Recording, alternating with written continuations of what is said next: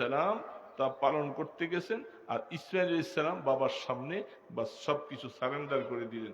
এই শব্দটাকে আল্লাহ কোরআনে বলছেন ফালাম্মা আসলামা।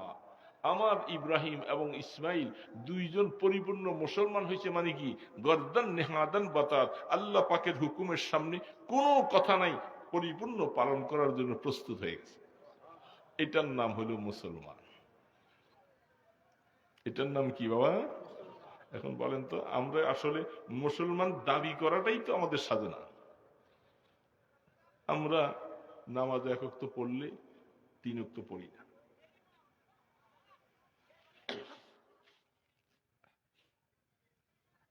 বলেন এরকম মানুষের সংখ্যা বেশি না কম? ঠান্ডা লাগছে বেশি। বাজারে দোকানদারের অভাব নাই, কাস্টমারের অভাব নাই, নামাজের সময় মসজিদে মুসল্লির অভাব কি? এত বড় মসজিদ কচুয়া বাজারে, সব মানুষ যদি নামাজের সময় মসজিদে চলে আসতো, মসজিদ 3টে জায়গা হইতো না। এখন বলবেন যে হুজুর এরা ফাঁকে ফাঁকে এসে নামাজ পড়ে, কমপক্ষে জামাতে আসতে পারলেন না, কিন্তু আপনি যদি নামাজটাও যদি পড়ে না নেন, তাহলে এই শুধু ব্যবসার মধ্যে থাকলেন, আসর চলে গেল, মাগরিব চলে গেল, এসা বাড়িতে যা পড়বেন এটারও কোনো শিওর নেই। তাহলে আপনি ফজরের নামাজ যে আবার পড়বেন তারও হিসাব নাই। এই ধরনের সংখ্যার মানুষ মুসলমান মোমেন দাবিদার অনেক না বেশি? ট্রান্সপোর্ট লেভেলে দেখেন, ট্রাক বাস ইত্যাদি যত ট্রান্সপোর্ট লেভেলে আছে, হাজার হাজার শ্রমিক, গার্মেন্টসে হাজার হাজার নারী পুরুষ শ্রমিক, এরা তো নামের মধ্যে তো মুসলমান লাগে, নামের মধ্যে মুসলমান লেখে না, এরা নামের মধ্যে এরা মুসলিম, কিন্তু মুসলিমের প্রমাণ নাই, দেখাইবার মতো কোনো সুরত নেই। এই জন্য আমার আল্লাহ পাক বলতেছে মুসলমান না হইয়া কবরে আইসো। তার মানে তোমার জীবনের নামাজ হতে হবে, রোজা হতে হবে, তেলাওয়াত হতে হবে, যেগুলি ফরজ ওয়াজিব তোমার জীবনে এগুলি ছাড়তে পারবা না। নফল কাজ কেউ বেশি পারি বা না পারি এটা দেখার বিষয় না, এটা যে করতে পারবো ভালো বাবা। জিকির আপনি করতে পারলে করলেন, না করতে পারলে, কিন্তু আপনাকে ফরজের ব্যাপারে তো কোনো ছাড় নাই। গতকাল মাহফিলে গেছিলাম, কোথায় জানো, ওই কুমিল্লার ক্যান্টনমেন্ট। একজন লোক আইসা বলতেছে হুজুর আপনার ইউটিউবে আপনার একটা বক্তৃতা শুনছি, আমি আলোচনা, আমি কাজা নামাজের ব্যাপারে বলছি, পরে আমি ওইটা শোনার পরে থেকে হুজুর কাজা নামাজ শুরু করছি। আজ প্রায় 2-3 বছর ধরে আমার হিসাব করে জীবনের অতীতের কাজাগুলি শুরু করছি। শোনার পরে খুব খুশি লাগলো। আপনার জীবনের অতীতের নামাজ যেগুলি আপনি ছেড়ে দিয়েছেন, আপনি 30 বছরে এসে নামাজি হয়েছেন, 40 বছরের সময় এসে নামাজি হয়েছেন, তার আগ পর্যন্ত জীবনে বালেগের পর থেকে নামাজ পড়েন নাই। এরকম বহুত মুরব্বীরা আছে না নাই? জীবনের শুরু থেকে 15 বছরের পর থেকে নামাজ পড়ে নাই, 25 বছরে যাইয়া 30 বছরে যাইয়া এখন রেগুলার হয়েছে। তাহলে এই যে জীবনের এত বছরের নামাজগুলি ছেড়ে দিলাম, এটা ক্ষমার কি ব্যবস্থা? কাজা করা লাগবে না? না শুধু গেলে এমনি বললে আল্লাহ মাফ করে দেব? কাজা আদায় করতে হবে, এটা শরীয়তের মাসালা। আল্লাহ রসুলের 4 ওয়াক্ত নামাজ কাজা হয়েছিলেন খন্দকের যুদ্ধে। কয় ওয়াক্ত? 4 ওয়াক্ত নামাজ খন্দকের যুদ্ধে কাজা হয়েছে। কাফির মুশরিকের সাথে লড়াই করতে গিয়ে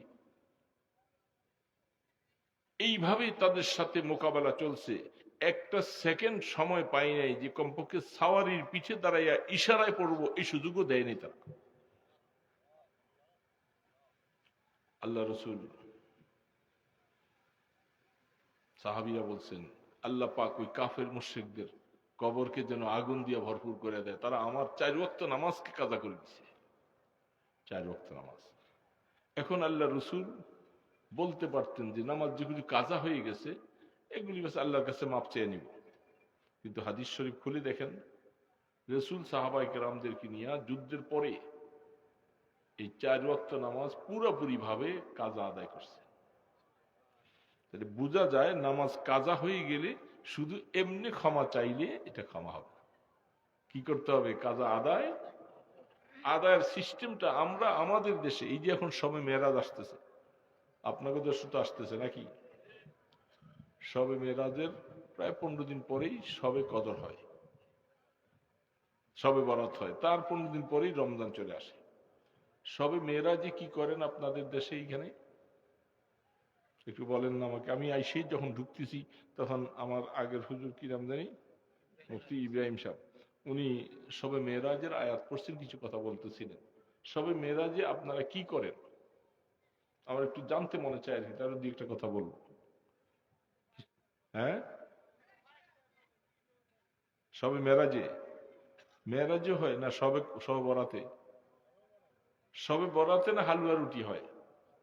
হ্যাঁ, সবে মেরাজও কি হয়? হুজুর বলেন না কেন? হায় হায়, মিষ্টি হয়, মসজিদে দেয় নাকি? কোথায় দেয়? মসজিদে। রোজা রাখে? হ্যাঁ, বলে না কা? আরে বাবা, না বললে তো আমি মাসালা কেমনে বলবো?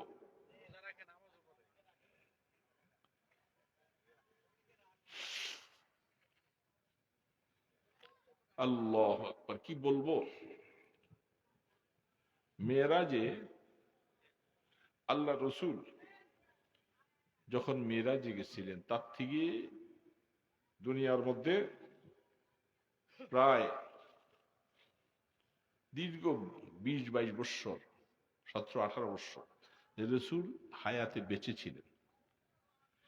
একটা হাদিস, সহি হাদিস, যেগুলাকে সহি হাদিস বলা হয়, বানানো হাদিস নয়, জালি হাদিস নয়, জাল হাদিস নয়, সহি হাদিসে কোনো প্রমাণ নাই যে রসুল মেরাজে কোনো ইবাদত করছেন। বুঝে নিবেন, আমি বলে তো যাচ্ছি, বুঝে না আসলে এটাকে তাহকিক করবেন, প্রয়োজন বোধে আমাকে ফোন দিয়ে জানাবেন। উজানি মাদ্রাসা কাছে, কচুয়া মাদ্রাসা কাছে, আবু আলিফ সাহেবকে জিজ্ঞাসা করবেন, মাহবুব সাহেবকে জিজ্ঞাসা করবেন। জিজ্ঞেস না করে আপনারা যে আমল করতেছেন, আপনারা তো করইশের মানুষ, প্রায় করইশের কাছাকাছি তো নাকি? করইশের অংশেই এটা। উজানি মাদ্রাসার পিসা বুজুর্গ খুব মহব্বতের কোলের মানুষ আপনারা, করিষ্যা করে ডাক দিত, তাই না? আমি উজানিতে বছর আসতে এত কষ্ট হয়েছে আমার যাইতে, গাড়ি নিয়ে উঠতে পারি না, ভিড় ঝামেলা। প্রোগ্রাম ছিল আবার চাঁদপুরে আরখানে, মনে হয় 25 মিনিট থেকে হয়তো 26-27 মিনিট পর্যন্ত কিছু কথা বলে তারপর বলছে আমার একটু পার করে দরকার, এত ভিড় ঝামেলা। তো আপনারা এখানে উজানির পাশে, কচুয়া মাদ্রাসার পাশের মানুষ, আপনারা যদি কোনো না জাইনা ভুলে কোনো ভুল কাজ করেন, কোনো বেদাত যদি করেন, আল্লাহ আপনাকে ছেড়ে দিব না। ওই বনে জঙ্গলে দূরে সেইখানে কিছু মানুষ যদি তারা ভুল করে, বলবো হুজুর আমরা তো এটি জানি না, কোথাও শিখতে পারিনি, আপনাদেরকে ছেড়ে দিবে না। কারণ আল্লাহ পাক কোরআনে বলছে, ফাসআলু আহলা যিকরি ইন কুনতুম লা তা'লামুন। যখন কোনো দ্বীনি মাসালা তোমরা জানবা না, তোমরা আহলে ইলমের কাছে যে জিজ্ঞাসা করো। মেরাজের রজনীতে কোন নামাজ, সবে মেরাজের কোন রোজা, ওমরে ফারুক রাদিয়াল্লাহু তাআলা আনহু যখন ওনার খেলাফতের সময় দেখছে কিছু কিছু লোকেরা রোজা রাখে, উনি বেত্রাঘাত করে তাদের রোজা ভাঙাইছে। এই বেদাত নতুন আবিষ্কার কোথা থেকে শুরু করলাম? কই পাইছো এই বেদাত? কি তোমাদেরকে ইজাজত দিছে? রাসূলের হাদিস নেই, তোমরা কোথা থেকে পাইলা? খুতবার মধ্যে একটা হাদিস দেখায়, আবু হুরায়রা রাদিয়াল্লাহু তাআলা থেকে বর্ণনায়, এটা হাদিস সহি না, জাল হাদিস। এই জন্য আমি অনুরোধ করব, বলে গেলাম, আপনারা এই দুই জায়গায় এই মাসালাটা জিজ্ঞাসা করে আমল করেন, তা না হলে বেদাতের মধ্যে হেদায়েত নেই। বেদাতের মধ্যে কি নাই? হেদায়েত নেই। হারামের মধ্যে আরাম নাই। মনে রাখতে হবে, বেদাত যেটা রসুল করেন নাই, এমন একটা কাজটাকে সওয়াবের নিয়তে যারা করবে এটাকে বেদাত বলা হয়। শরীয়তে নাই, আপনি আমল করলেন, কষ্ট করলেন, কোনো লাভ নেই। এই জন্য শবে বরাতে আপনারা বলে হালুয়া রুটি, আরো কত কিছু। হালুয়া রুটিটা এখন উঠেই গেছে অনেকটা। শবে বরাতের মধ্যে আগে হায় হায় রাত ভরে হালুয়া রুটি পাকায়, দিন ভরে রোজা রাখে, নামাজ পড়ে না। অনেক মহিলারা নামাজ পড়ে না, সারাদিন কাল হালুয়া রুটি বানাইতেছে, রোজা রাখছে। এই জন্য আল্লাহর ওয়াস্তে আমল করব তো সুন্নত মোতাবেক, শরীয়তের অনুমোদিত পথে আমল করব। শরীয়তে অনুমোদন নাই, আপনি আবেগে কোনো কাজ করলে সেটার মধ্যে বিন্দুমাত্র সওয়াব নেই, গুনাহ হবে। যাই হোক, মাঝখান দিয়ে একটা কথা বললাম জুমলায় মুতারেদা। আপনি বললেন হুজুর অসুবিধা কি, রাখলে অসুবিধা কি? অসুবিধা কি? তাহলে ফজরের নামাজ 4 রাকাত পড়লে অসুবিধাটা কি? কি অসুবিধা? কি বাবা, ফজর নামাজ আমি বেশি করে 2 রাকাতের পরিবর্তে 4 রাকাত পড়বো, অসুবিধা আছে? হ্যাঁ, পড়া যাবে। মাগরিব 3 রাকাত একটা বেমিল কেন পড়বো? এটা হয়তো 2 রাকাত করবো, নতুবা 4 রাকাত বানাবো, পারা যাবে। আল্লাহ রসুল কঠিন বলছেন, কিয়ামতের ময়দানে রহমতে দো আলমের সামনে হাউজে কাউসারের জন্য যাওয়ার নিয়ত আছে, বুঝে না কেন? যাওয়ার নিয়ত নাই, হাউজে কাউসার লাগবে না। সেখানে পানি কে দিবে? আর কেউ আছে? ভিন্ন কোথাও নাই। আল্লাহর হাবিবের কাছে হাউজে কাউসারের জিম্মাদারি থাকবে। ইন্না আ'তাইনাকাল কাউসার, হাউজে কাউসার। সেই হাউজে কাউসারের পানি পান করতে উম্মতেরা যখন যাবে, জিবরিল আলাইহিস সালাম থাকবে, তখন বলবে ইয়া রাসূলুল্লাহ, এরা আপনার উম্মত না। রাসূল বলবেন কেন? এটা তো আমার উম্মত, আসতে দাও। তিনি বলবেন আপনি দুনিয়া থেকে চলে আসছেন, এরা আপনার দিনটাকে মন গড়া মতো বানাইয়া নিজেরা মন গড়া মতো দিন পালন করছে, আপনার তরিকা সুন্নতকে তারা আমল করে নাই। এই কথা যখন জিবরিল বলবে, বলার সাথে সাথে আল্লাহ রসুল বলবেন সহকান সহকান লিমান গাইয়ারা বাদি, তোমরা আমার এখান থেকে দূর হয়ে যাও, দূর হয়ে যাও। আমার পরে যারা আমার দিনটাকে তোমরা মন গড়া মতো আমল করছো, তোমাদের আমার সাথে কোনো সম্পর্ক নাই। এই কথাটা রসুল বলার সাথে সাথে একটা পর্দা পড়ে যাবে, রসুলকে আর দেখা যাবে না। বেদাত, বেদাত, বেদাতের মধ্যে হেদায়েত নেই। আবু বকর সিদ্দিক রাদিয়াল্লাহু তাআলা আনহু একটা হাদিস বয়ান করেন, শয়তান সে বলতেছিল আমি বনি আদমকে, তাকে অনেক সময় চেষ্টা করেছি নেক আমল থেকে ফিরে রাখার জন্য, ফিরে রাখতে যেয়ে দেখি যে নারা ফিরে থাকে না। তখন আমি তাদের মধ্যে বেদাত আবিষ্কার করাইছি যে তোরা এটাকে সওয়াব মনে করে কর, সময় তোদের নষ্ট হয়ে যাবে, রেজাল্ট তোরা আল্লাহর কাছে কিছু পাবি না। এই জন্য বেদাত গুলি আবিষ্কার করেছে। দোস্ত, বেদাতের মধ্যে কোনো হিদায়ত নেই, মনে রাখবেন। এই জন্য এই কাজটুকু আপনারা একটু জিজ্ঞাসা করতে পারবেন তো কচুয়াতে, উজানিতে, যে আমাদের নারায়ণগঞ্জের দিয়ে একটু হুজুর এই কথাটা বলছেন, হুজুর কতটুকু সহি বলবেন। সরাসরি আমার কাছে দলিল আছে, মেরাজের সম্পর্কে রোজার কোনো সবুত নেই এবং ওই রাত্রে কোনো ইবাদত নেই। মেরাজ মনে করে এই রাত্রি ইবাদত করা বেদাত হবে। আপনি প্রত্যেকদিন রাত্রি তাহাজ্জুদ পড়েন, অসুবিধা নেই, সেদিন রাত্রেও আপনি তাহাজ্জুদ পড়বেন, অসুবিধা নেই। কিন্তু সবে মেরাজকে কেন্দ্র করে সেই রাত্রে অতিরিক্ত কোনো আমল নাই। ফরজ নামাজ পড়ে না, সেদিন এসে মাশাআল্লাহ মসজিদে বসে থাকে, কি আশ্চর্য কারবার।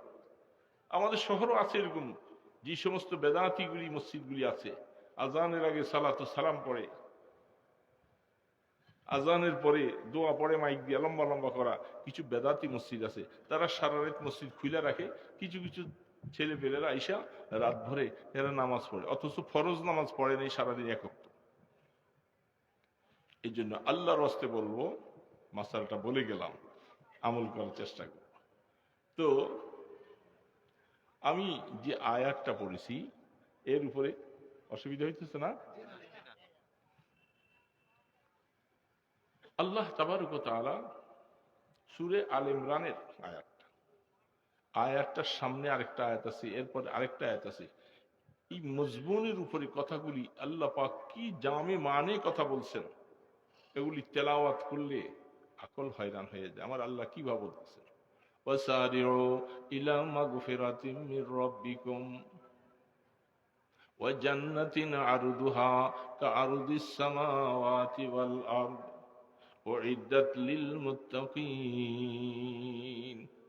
আল্লাহ পাক বলছেন, এ আমার বান্দা বান্দি, সারিউ ইলা মাগফিরাত, আল্লাহ পাকের ক্ষমার দিকে তোমরা দৌড়াও। যে কাজ করলে আল্লাহ তোমাকে ক্ষমা করে দিবে।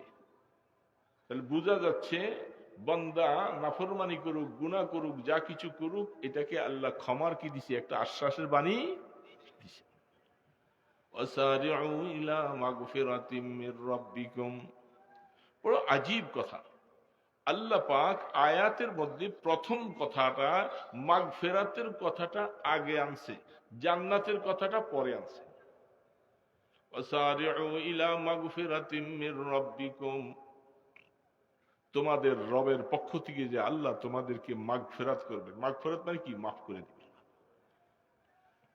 যেই রাস্তায় হাঁটলে আল্লাহ মাফ করবে, তোমরা সেই রাস্তার দিকে দৌড়াও। তার মানে হলো সেই কাজগুলি নিজের জীবনে আমল করো। নামাজ পড়লে আল্লাহ মাফ করবে, রোজা রাখলে আল্লাহ মাফ করবে, কোরআন তেলাওয়াত করলে আল্লাহ মাফ করবে, হ্যাঁ, দান ও খায়রাত করলে আল্লাহ মাফ করবে, মসজিদের দিকে দৌড়ে গেলে মাফ করবে।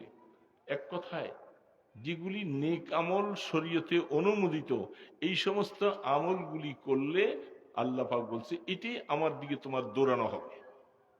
সারি মানে দৌড়াও, দৌড়াও তুমি আমার দিকে। কোন দিকে? মাগফিরাতের দিকে। মাগফিরাতের দিকে, মাগফিরাতের দিকে দৌড়িতে বলছে। আর ওই জান্নাতের দিকে, এই জন্য জান্নাতের কথাটা পরে বলছেন। তার মানে হলো আল্লাহ পাক আগে মাগফিরাত করবেন, মাগফিরাত হয়ে গেলে জান্নাত তো অনিবার্য হয়ে যাবে, তাই না? মাগফিরাত হয়ে গেলে জান্নাত অটোমেটিক হবে। তো আল্লাহ পাক বলতেছেন ওই জান্নাতের দিকে দৌড়াও, যে জান্নাতের প্রস্থটা, একটা দৈর্ঘ্য একটা প্রস্থ আছে না? আপনাদের দেশে কি বলে, দৈর্ঘ্য প্রস্থ আছে নাকি? একটা মানুষের দৈর্ঘ্য হইল খাড়া লম্বা, প্রস্থ হইল তার সিনাটা এটা, হ্যাঁ। এই প্যান্ডেলের মধ্যে একটা দৈর্ঘ্য আছে, একটা প্রস্থ আছে। তো আল্লাহ পাক বলতেছে ওই জান্নাতের দিকে দৌড়াও, যে জান্নাতের প্রস্থটা, দৈর্ঘ্যের কথা আল্লাহ বলেন না, দৈর্ঘ্য সম্পর্কে তোমরা হিসাব করো। আরদুহা কাআরদিস সামাওয়াতি ওয়াল আরদ, সাত আসমান সাত জমিনকে একত্রিত করলে, একটার সাথে একটাকে মিলাইলে, কয়টা আসমান? সাতটা আসমান, সাত জমিন। এটা একটার সাথে একটা মিলাও, মিলাবার পরে এটা হলো তোমার জান্নাতের প্রশস্ত। দৈর্ঘ্যের কথা আল্লাহ বলেন নাই। বড় না ছোট? কত বড়? হিসাব আছে। আল্লাহ পাক বলতেছে আমার আল্লাহর কথা কি কোনো সত্য না মিথ্যা? কোনো সন্দেহ? ফামা জান্নুকা বিল্লাযী বিত্তাউল, হাদিসের মধ্যে বলতেছেন লম্বাটা, দৈর্ঘ্যটা কত হইব এটা তোমরা হিসাব করো। যেই জান্নাতের প্রশস্তটা এত বড়, প্রস্থটা এত বড়, এটা দৈর্ঘ্য কত বেশি এটা তোমরা বলো। এবং আল্লাহ সুবহানাহু ওয়া তাআলা বলছেন এই জান্নাতটা আমি তৈরি করছি মুত্তাকিদের জন্য। সুবহানাল্লাহ। কাদের জন্য? মুত্তাকি কাকে বলে? সারা কোরআনের মধ্যে ইত্তাকুল্লাহ ইত্তাকুল্লাহ ইত্তাকুল্লাহ, আল্লাহকে ভয় করো, আল্লাহকে ভয় করো, আল্লাহ পাককে ভয় করো, গুনাহ থেকে বাঁচো, গুনাহ থেকে বাঁচো। ইত্তাকু তাকিয়ুন মানে বাঁচনা। এটাকে ভয় শব্দ কেন আসা হয়? হযরত ওমর ফারুক রাদিয়াল্লাহু তাআলা আনহু তিনি এটার একটা তাফসীর পেশ করছেন। একটা বাগানের চতুর্পাশে যদি